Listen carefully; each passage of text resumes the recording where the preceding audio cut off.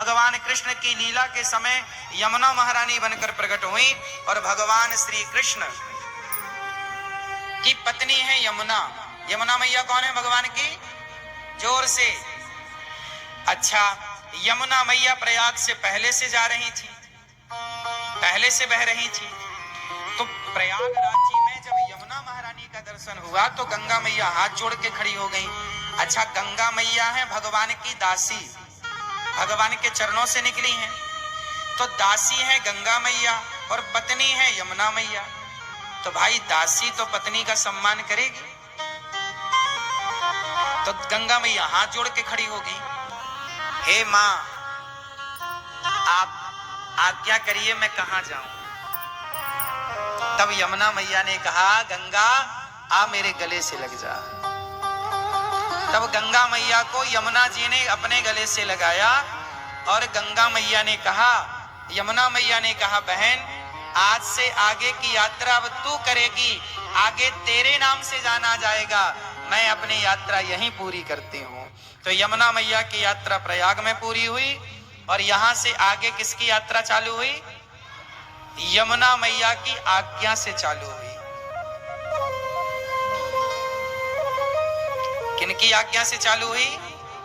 हाँ, यमुना मैया की आज्ञा से चालू हुई। यहाँ एक तीसरी नदी भी है जो जब माँ अपने बेटी के बालों में चोटी करती है, क्यों मैया आप लोग बालों की चोटी करती हो ना अपनी बेटी की या अपने पोती की, बहन की, तो चोटी करते समय कितने धाराएं निकालती हो बालों की?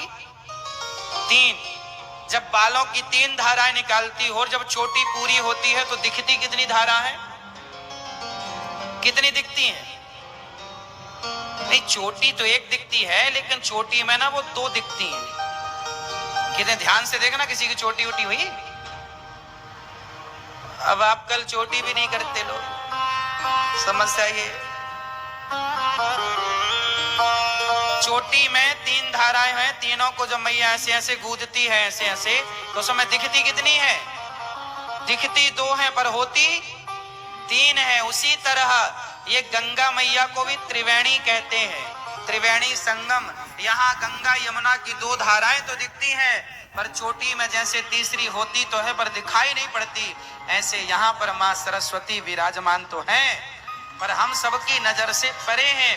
उन्हें कोई ऋषि हो, कोई संत हो, कोई तपस्वी हो तो वो उनका दर्शन करे।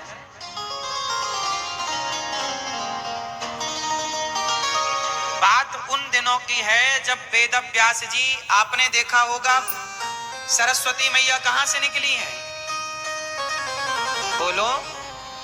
बद्रीनाथ जी, वहां पर एक गुफा है, व्यास गुफा। कौन गुफा? जहां पर वेद व्यास जी ने बैठकर 18 पुराणों की रचना की।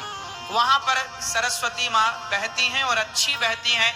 दास अनिरुद्ध ने भी दर्शन किया, आप में से बहुत लोगों ने दर्शन भी किया होगा। तो एक बार क्या हुआ कि सरस्वती माता, उनकी जो झलकोर थी, जो बहाव छाव हिचकोले मार रही थी, तो व्यास जी कुछ लिख रहे थे तो बार बार सरस्वती माता हिचकोलों से जल उनके ऊपर फेंक रही थी। तो व्यास जी ने कहा है सरस्वती थोड़ा शांत रहो, मैं लेखन कर रहा हूं, तुम शोर कर रही हो, थोड़ा शांत रहो। अच्छा, वहां मैया का बड़ा शोर भी था आगे। तो पर सरस्वती माँ को पता नहीं क्या सूझा, वो लीला थी। सरस्वती माता हिचकोले मारती रही, हिलकोरे मारती रही और शोर बना रहा। व्यास जी ने गुस्सा में, क्रोध में आकर, अरे तुम बात नहीं सुन रही हो, हम लिख रहे हैं और तुम शोर कर रही हो और छींटे भी मार रही हो, पानी आ रहा, जाओ हम तुम्हें श्राप देते हैं, तुम अंदर चली जाओ जमीन के अंदर, तुम ऊपर ऊपर नहीं, अब अंदर अंदर रहना। तो व्यास जी के कारण सरस्वती माँ, फिर वहां से थोड़ी दर्शन होता है उनका, थोड़ा सा दर्शन होता है और उसके बाद से फिर वो धारा ऊपर की जगह नीचे से चल पड़ती हैं और वही धारा प्रयागराज जी पहुंचती हैं और यहां संगम होता है। इसलिए प्रयाग में कितने अक्षर हैं?